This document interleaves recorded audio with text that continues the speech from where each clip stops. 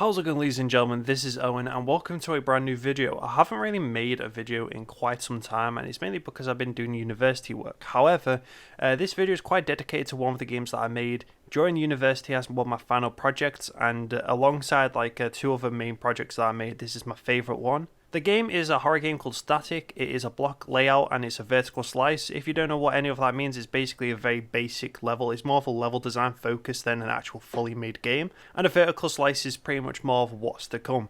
In the two videos that I'm going to show you is a reel of the whole entire game and sort of little cinematics and sort of like a little reel that I made for university as like an end of year sort of thing. And also I talked a bit about the elements and design behind it and what I would do if it was made into a fully made game. But yeah, sit back and relax. Thank you very much for listening and enjoy.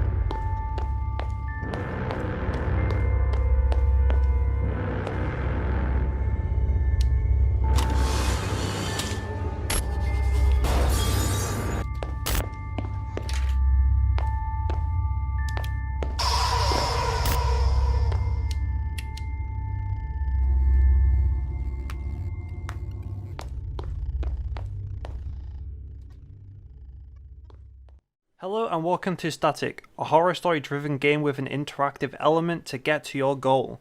Static is a vertical slice based in an abandoned film set in the Beverly Hills.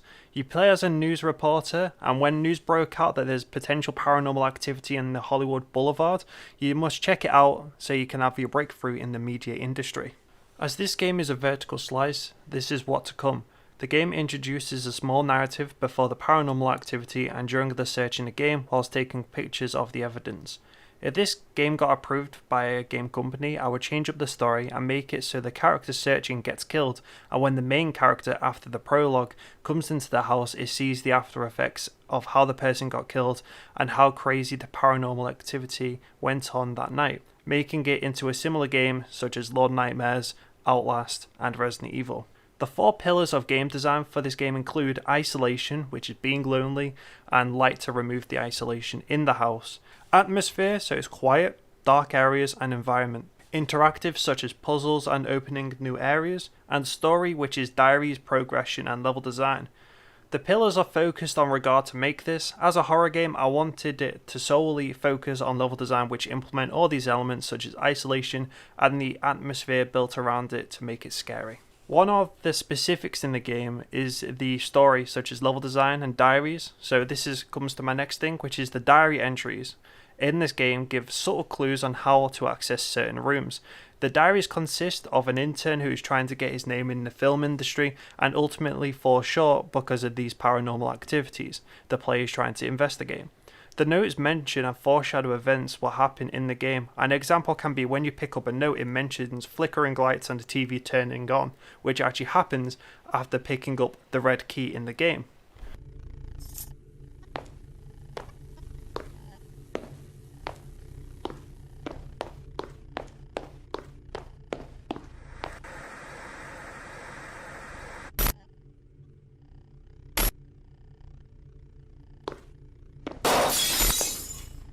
Also, this isn't actually needed to continue in the game.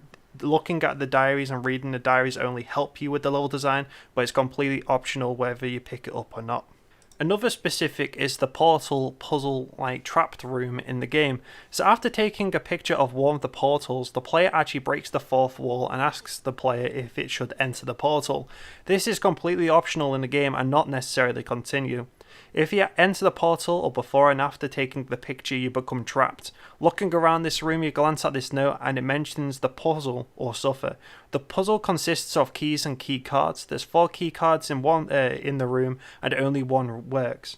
The reason I added the question is to trick the player in thinking it needs to go inside, whilst realistically you don't need to. This little part wasn't actually originally going to be continued, but from feedback I decided to brainstorm about certain trapped locations for the outcome and of the portal if someone went in it. Originally it was just going to take you from the entrance of the house, but someone mentioned that it's just unnecessary and sort of makes the game more annoying.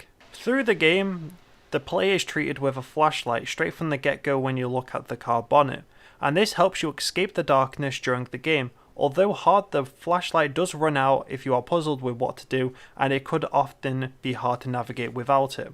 So you can turn on lights if they aren't exploded or stock up on batteries as they are all over the house. In conclusion, the elements towards this game solely focus on the atmosphere through sounds, events through the game such as flickering lights or exploding, TVs turning on, and when you find the final piece of the evidence, the ghost AI chases you, and finally how the player treats the house through level design. You can read diaries to help you find more evidence, and a flashlight which helps you navigate in this dark, daunting house.